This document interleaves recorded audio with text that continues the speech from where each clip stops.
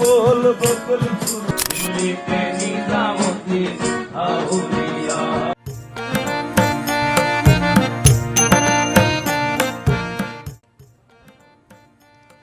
আসসালামু আলাইকুম গাইস, আমরা প্রথম দিন আমাদের ফার্স্ট দিন আমরা ছিলাম হচ্ছে কি আপনার মেঘপুঞ্জি রিসোর্টে, এবং দ্বিতীয় দিনের কথা আমরা বলছিলাম যে আমরা একটা লো বাজেটের একটা কটেজে থাকবো, এবং সেই লো বাজেটের কটেজে আমরা বর্তমান চলে আসছি এবং আমার বুকিং টুকিং কমপ্লিট হয়ে গেছে। তো আমাদের কটেজটা একটু ভিডিও দেখাবই। তারপরে গাইস, আমাদের প্রথম মেঘপুঞ্জি রিসোর্টে তারাশা কটেজের ভাড়া ছিল ৬,০০০ টাকা, আর আমরা এই যে কটেজটা নিয়েছি এই কটেজটার ভাড়া হচ্ছে গিয়ে বর্তমান ১৩০০ টাকা নিয়েছে আমাদের কাছ থেকে।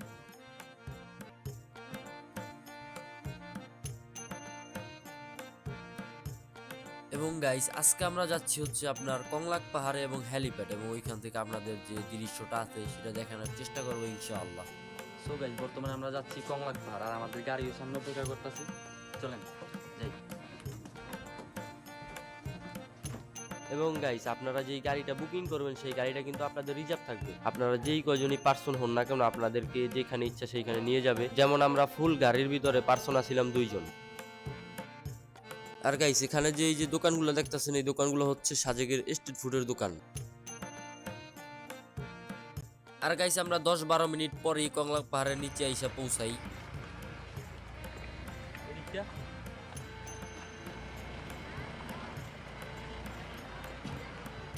আলোটা ওইদিকে তো অন্ধকারটা হয়ে গেছে।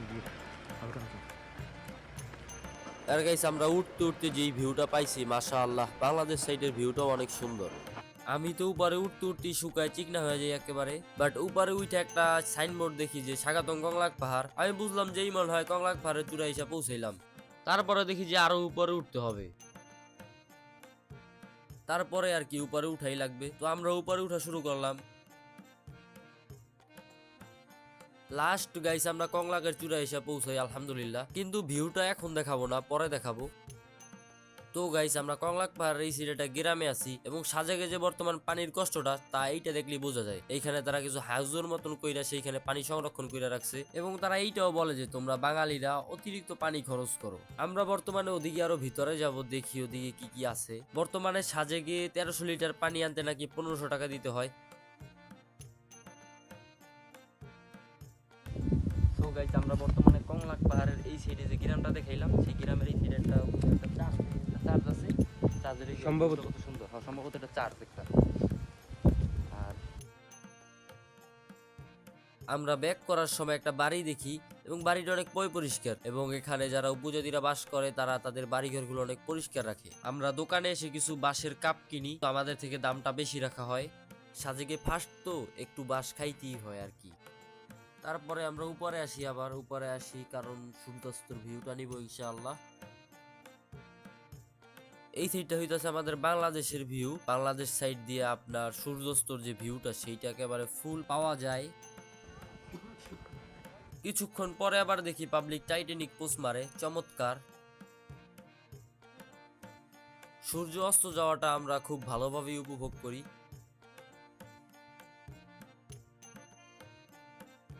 এবং আমরা কংলাক পাহাড় থেকে নিচে নামি, কারণ আমাদের হেলিপ্যাডের উদ্দেশ্যে রওনা হওয়া লাগবে, এবং কংলাক পাহাড় থেকে হেলিপ্যাডের ওই জায়গায় যাইতে 5-7 মিনিট সময় লাগে আর কি, এই জন্য।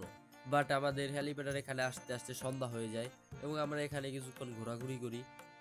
পরে আমরা আমাদের ভাইদের সাথে এখানে কতক্ষণ আড্ডা দিই, এবং রাত্র 9টা বাজে আমরা চলে যাই আমাদের রাতটা এনজয় করার জন্য চিম্বাল রেস্টুরেন্টে। সেখানে আমাদের রাতের খাবারের অর্ডার দেওয়া ছিল।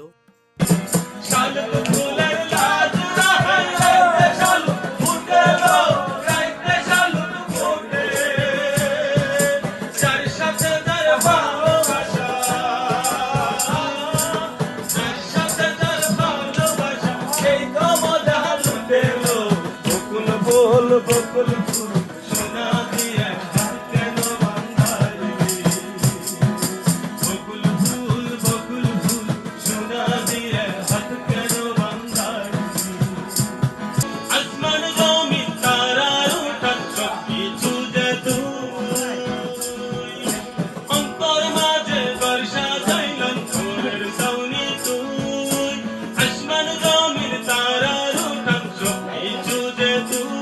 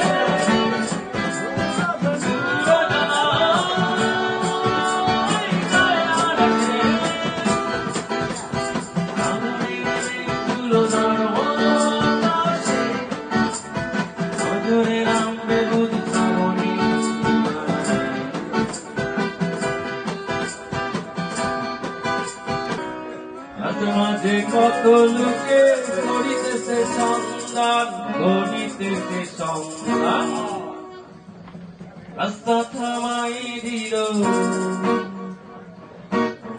রাস্তা থামাই দিল, রাস্তা থামাই দিল, রাস্তা থামাই দিল, কাফেলা এলো দিল্লিতে নিজামুদ্দিন আউলিয়া এলো, দিল্লিতে নিজামুদ্দিন আউলিয়া।